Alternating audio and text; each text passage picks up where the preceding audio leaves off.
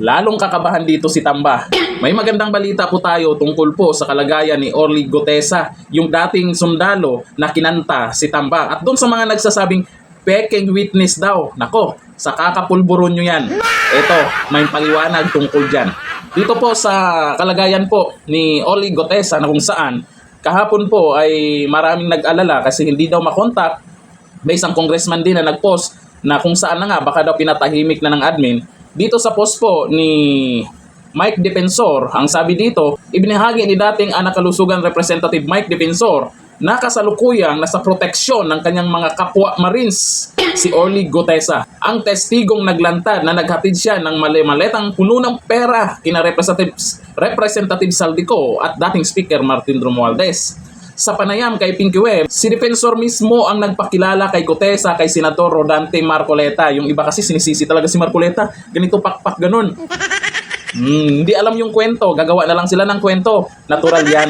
Talagang gagawa ng kwento yung kalaban para hindi maniniwala dito sa dating sundalo. Bago ang Senate Blue Ribbon hearing kung saan tumanggi itong pumasok sa protective custody ng Senado matapos ang kanyang testimonya hinggil sa umano'y kickbacks mula sa flood control projects. O eto tayo sa mga nagyayaw-yaw dyan na sinasabing peke yung witness na inilabas ni Senador Marcoleta. Naintindihan nyo ba yung pinanood nyo sa Senado o baka nakisaw-saw lang kayo? Paano naging peking witness itong dating sundalong to?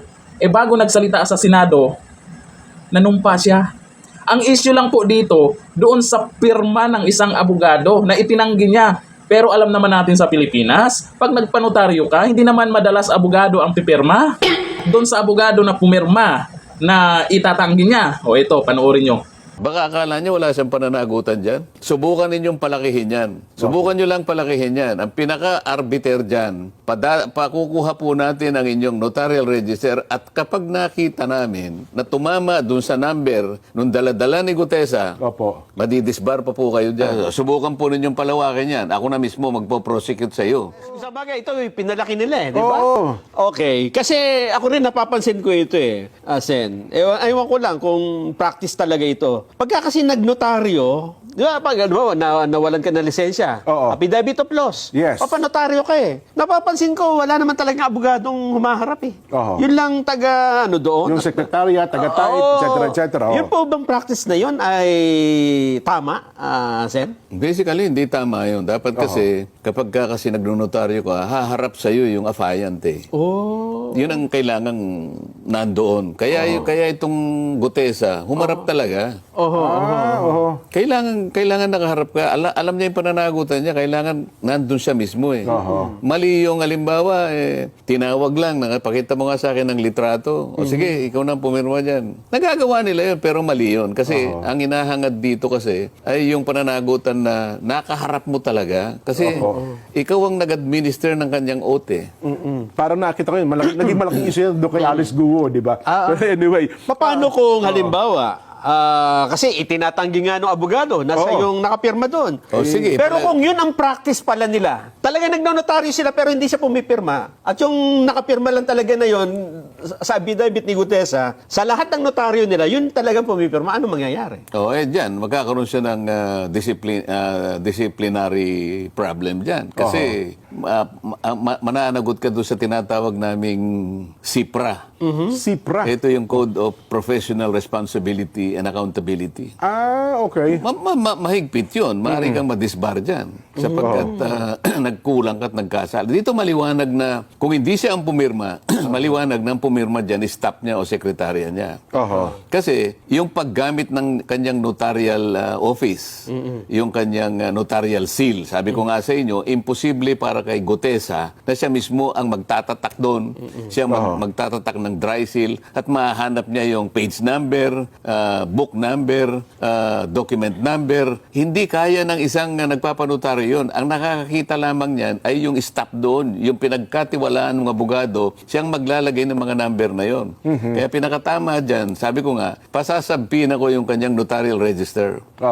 At kapag ka nag-match, ibig sabihin, galing sa opisina niya talaga. Hindi na pinag-uusapan kung ikaw ang pumirma o hindi. Pinayagan mo ang staff mo kung sino man na ipagamit ang iyong notarial office. mukhang mababalita ng pangyayari ngayon. Kasi sa lumalabas sa social media at sa pahayag ng ilang mga... Gusto niyang palakihin, okay. Kasi ako wala akong kinalaman dyan. Ang akin lamang gustong mangyari, dumating sa akin na may notaryo, hindi ko na pinakialaman kung sino magnunotaryo. Hindi ko na makatungkulan yun. Basta sinabi ko, maghanap ka ng magnunotaryo para sa panig ko, another satisfaction para sa akin, na ikaw talaga'y nakahandang humarap dito. Opo. Kasi pinalalabas nila ngayon sa social media para bagang Peke. kayo ang Nameke. Oo, nameke. At saka parang dating Marcoletas witness. O sige, Ganun po ang gawin natin para talagang isalig natin talaga sa katwiran. Opo. Patawag po natin yung abogado at dalhin niya yung kanyang notarial register. Ayun.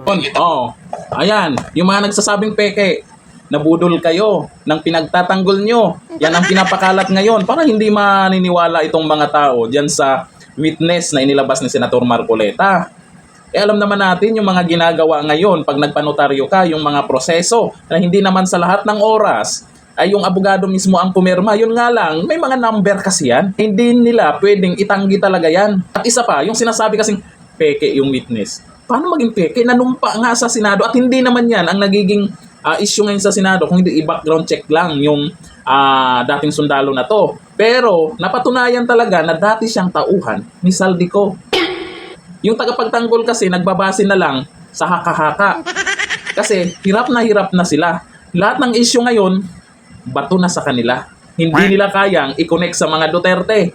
O ngayon, laglaga na. O ayon dito sa mga nagkomento, sa mga taga-Pilipinas, alam yung mga pamamaraan ng notaryo na yan. Kaya ang sabi po ni Sauyo Anti, ilang beses na rin ako nagpanotaryo, puro stop lang ang attorney nakaharap ko. Ayan ha. Sabi ni Mary Grace Encaliado, ganyan naman talaga kahit saan yung nag-practice nila, yung secretary lang ang nag-type, sila din magpapirma sa attorney. Sabi ni Cesar Fortades, iyak ang attorney na nagnotaryo niyan. Di natin alam kung anong dahilan, bakit itinanggi. At kayang tuwang-tuwa naman tong mga nakapulburon siguro, hindi inalam kung ano talaga yung totoong kwento. Tuwang-tuwa, peking witness. Peking witness, sino yung umarap sa Senado? Totoong dating sundalo yon. At ngayon, nasa Kapwa Marines siya. Protektado po siya doon kasi alam po natin, si Tamba kinakabahan na at talagang mabigat yung binabato sa kanya. Sabi ni Weng Francisco, baka nabigyan na ng isang maleta para sa early retirement. Grabe naman kayo. Sabi ni Giselle Georgila, true po yan. Usually, secretary lang pumipirma pag wala yung attorney. Tsaka asahan na po natin yan. Mabigat po kasi yung ibinato kay Tamba. Ngayon, si Senator Marcoleta yung sinisisi nila. Samantalang yung witness na yan, galing kay Mike Defensor. Aba, o diba, naguguluhan kayo. Magulo talaga. Hirap na kayo. Tuwang-tuwa pa kayo Pero yung pinagtatanggol nyo, kinakabahan na. Hanggang dito na lang. Thank you. Bye-bye.